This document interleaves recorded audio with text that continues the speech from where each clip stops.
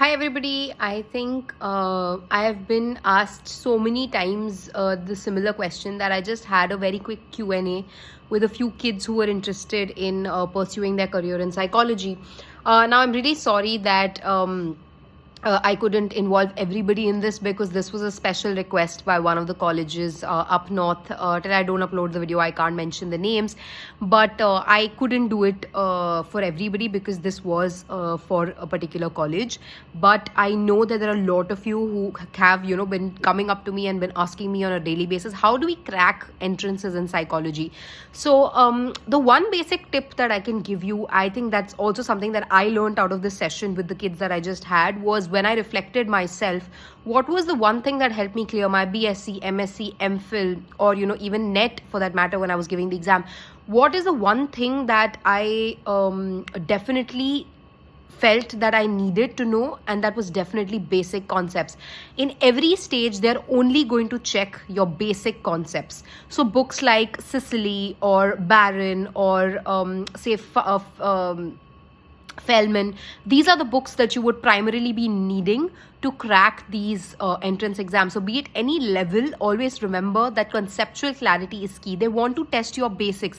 They want to know on a BSc level, they want to understand why you chose the field. So they'll want to test your very basic knowledge on psychology, like how, something as basic as what is the mind, what is behavior, what is psychology, things like that. They want to understand your very conceptual basic knowledge.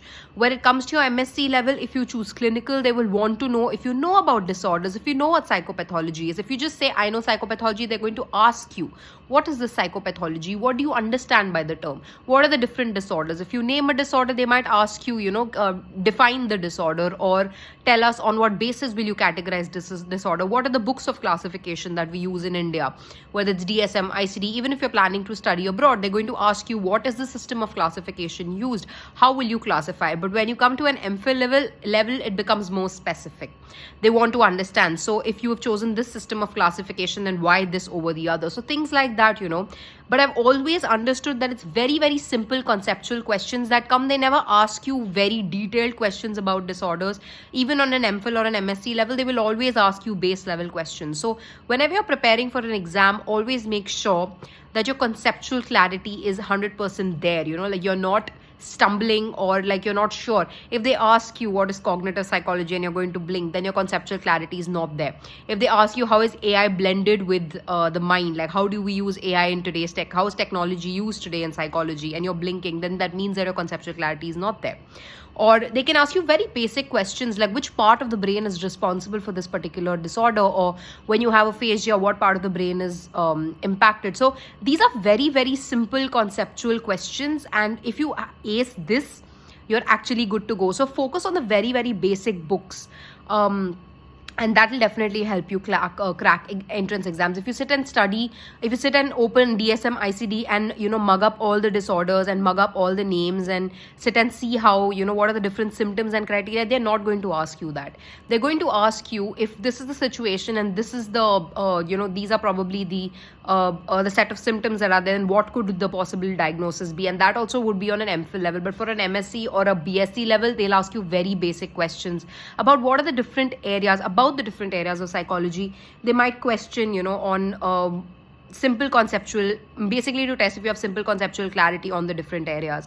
So that's about it. I think Sicily, Barron are great books, and those are the books you should use, and that will definitely help you crack. But when I say use those books, I mean that read those books in detail, go into like a depth, go into complete depth of those books. Don't just touch upon the surface level. These books means that you should know you should know them at the back of your hand. That's the way you should know these books. So that definitely will help you clear your entrances. And I will definitely have a session for everybody, for my YouTube family as well soon. But until then, if you guys have entrance exams coming up, please use this tip, because this is the only way you can crack. There is no other tip that I can give you. This tip has actually helped me and over the years I've actually pondered upon it, and I realized that that's all they've ever tested. If I've kept all my question papers that I've given till today in mind, the most basic questions come. What are the two types of long-term memory? Okay, semantic memory. What is semantic memory? What is procedural memory? These are very, very simple things. Explicit, implicit memory. It's very basic conceptual clarity. And what are your lobes? Maybe on a little lesser level, like on a smaller level, like a BSc, MSc level, they ask you what are the lobes. But maybe on an Mphil level, they will ask what lobe will get impacted if a child has, say, autism. Just giving you an example. So these are the kind of questions that you need to focus on and just brush up that, and I'm pretty sure that you'll be able to crack your entrances. Thank you.